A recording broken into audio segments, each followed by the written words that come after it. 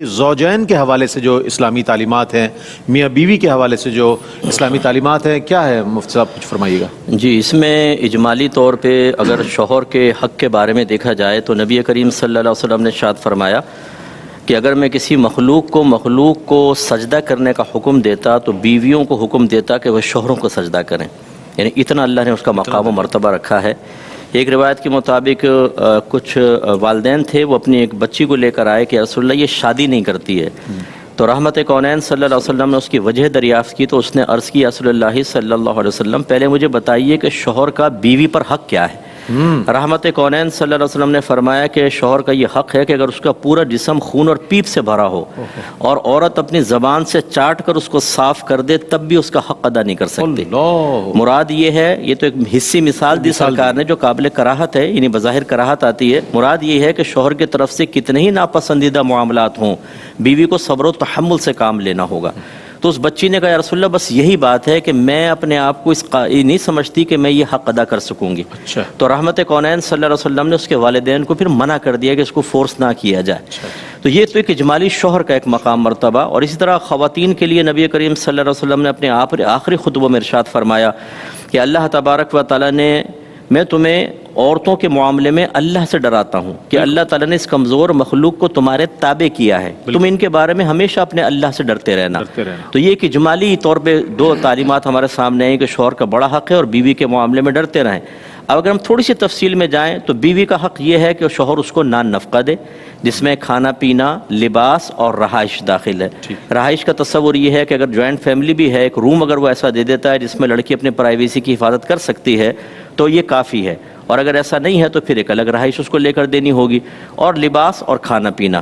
اور یہ اولاً جو ہے وہ اگر شوہر مالدار ہے تو پھر عورت کے مطابق ہوتا ہے۔ مثلا اس نے 3 بیویاں کر لیں، ایک مالدار ہے، ایک مڈل کلاس کی، ایک لوئر کلاس کی ہے، اور یہ مالدار ہے، تو تینوں کو یعنی مالدار کو تو مالدار کا ہی طرح کا نان نفقہ دینا لازم ہوگا، اوسط درجے والی کو اوسط درجے کا اور غریب کو اوسط درجے کا۔ اور اگر شوہر مڈل کلاس کا ہے تو پھر امیر کو مڈل کلاس کے دے گا، مڈل کو مڈل دے گا، اور غریب کو غریب والا دے سکتا ہے، اور خود غریب فقیر اور تینوں سے شادی کر لی تو تینوں کو غریبوں والا دے گا۔ تو یہ بھی ایک ہے حق کہ کس عورت کا کیسا ہے۔ یہاں تک لکھا ہے کہ اگر کوئی بچی ایسے گھر سے آئی ہے جہاں کھانا پکانے والا ہو، صفائی کرنے والا ہو، مالی موجود ہو، ڈرائیور موجود ہو، تو اب اگر شوہر افورڈ کر سکتا ہے اس کو یہ تمام کے تمام بیوی کو دینی پڑیں گی چیزیں، یہ اس کا حق ہوتا ہے۔ تو یہ اس کو بھی سمجھنا چاہیے، یہ سے وہ ساسیں بھی ذرا غور کریں، ناراض نہ ہوں کہ اگر بہو آئی ہے کسی ایسے گھر سے جہاں سب سہولتیں اور یہ دے سکتے ہیں تو ماسی کو بھی نکال دیتے ہیں، بالکل، وہ کہتے ہیں نہیں بہو سے کام کرواؤں گی۔ تو یہ بھی ایک بیجا ضد ہے ہمارے ہاں کہ جو جھگڑوں کا سبب بنتی ہے، تو سمجھنا چاہیے، سیکھنا چاہیے۔ اس کے علاوہ بیوی کی تربیت کرنا شوہر کے اوپر بہت بڑا حق ہے۔ یا ایھا الذین آمنوا قوا انفسکم واہلکم نارا وقودھا الناس والحجارہ، اے ایمان والو اپنے آپ کو اور گھر والوں کو جہنم کی ساگ سے بچاؤ جس کا ایندھن آدمی اور پتھر ہے۔ اور مرد حضرات اکثر اس حق سے غافل ہیں۔ بیوی اگر آئی ہے، اسے عقیدے کی معرفت حاصل نہیں ہے تو وہ دینی ہوگی، احکام شرعیہ عملیہ سکھانے ہوں گے، گناہوں کی معرفت دینی ہوگی، اس کو گناہوں سے روکنا ہوگا، اسے نیکی کا حکم دینا ہوگا۔ یہ عورت کا حق ہے، جو اگر شوہر ذمہ داری پوری نہیں کرے گا تو جہنم کا عذاب ہے۔ اس کے علاوہ اس کو بری صحبتوں سے روکنا یہ بیوی کا حق ہے جو شوہر کے اوپر لازم کر دیا گیا ہے۔ نبی کریم صلی اللہ علیہ وسلم نے اس سے منع فرمایا کہ کسی فاسقہ فاجرہ عورت کو گھر میں داخل ہونے دیا جائے۔ ایک ہجڑا تھا، وہ پہلے آیا کرتا تھا، اور تو ایک دفعہ اس کی گفتگو سرکار نے سماعت فرمائی جو غیر مناسب تھی، تو فرمایا آئندہ کبھی یہ گھر میں داخل نہ ہو۔ اور ایک نے اپنے ہاتھ پر وہ لگا لی تھی مہندی، تو اس کو جلا وطن کر دیا تھا۔ تو یعنی گھر کے اندر صحبت میں بھی دیکھنا ہوگا۔ اس لیے اعلیٰ حضرت امام اہل سنت نے لکھا کہ اگر شوہر کی بیوی کی بہن یعنی سالی، سسٹر ان لا، وہ فاسقہ فاجرہ ہے تو شوہر پر واجب ہے کہ اپنی بیوی کو اس سے ملنے سے روکے، کیونکہ اس کی بری عادت اس میں سرایت کر جائیں گی۔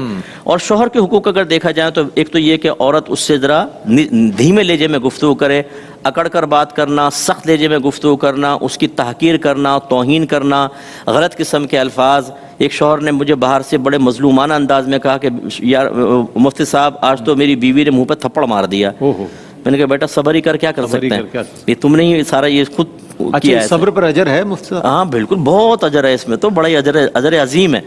اسی طرح گالیاں دینا شوہر کو، اور اسی طرح اگر شوہر جسمانی تعلق کے لیے بلائے اور کوئی شرعی عذر نہ ہو، کوئی شرعی وجہ، تو عورت کو ماننا واجب ہے. نبی کریم صلی اللہ علیہ وسلم نے ارشاد فرمایا اگر شوہر بیوی کو اپنے پاس بلائے اور بیوی انکار کر دے تو پوری رات فرشتے اس پر لعنت کرتے رہتے ہیں.